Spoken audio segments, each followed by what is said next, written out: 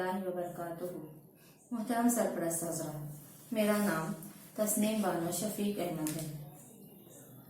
आप अपने बच्चों को इस बात से आगाह कराएं कि आज हम जमात चाहरुम के मजमून माहौल का मुतालिया हिस्सा अव्वल के सबक नंबर 21 इज्तिमाई जिंदगी के लिए नज्म नस्ल इस सबक के बारे में मालूमात हासिल करने जा रहे हैं।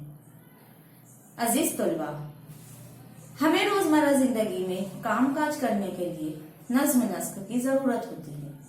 फर्ज करें हमें कहीं घूमने के लिए जाना है और हमने मुकम्मल तैयारी भी कर ली है, गाड़ी का इंतजाम भी हो चुका है, लेकिन गाड़ी सुबह वक्त पर नहीं आई। ऐसा क्यों हुआ? गाड़ी वाले को जाने के लिए वक्त बताया नहीं गया था। तो क्या आप बता सकते हैं कि तफरीह में बदनज़मी की वजह क्या हुई और तफरीह का सारा मजा किरकिरा हो गया? अजीज तलबा, अगर हम किसी भी काम को करने से पहले उसका खाका बना ले कि काम किस तरह करना है, कब करना है, किसके साथ करना है, तब कहीं जाकर काम बेहतर अंदाज में होता है।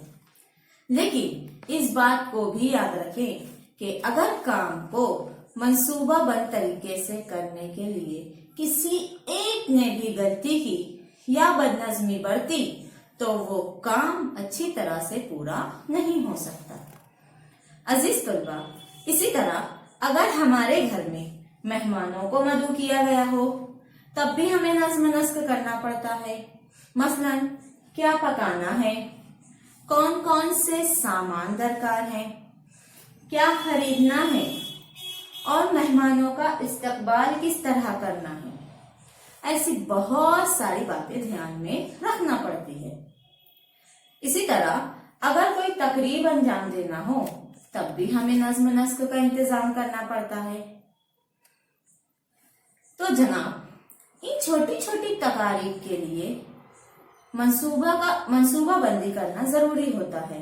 तो सोचिए, स्कूल, गांव, शहर, रियासत और मुल्क की इंतजामिया के लिए नज्म नस्क कितना अहम होगा।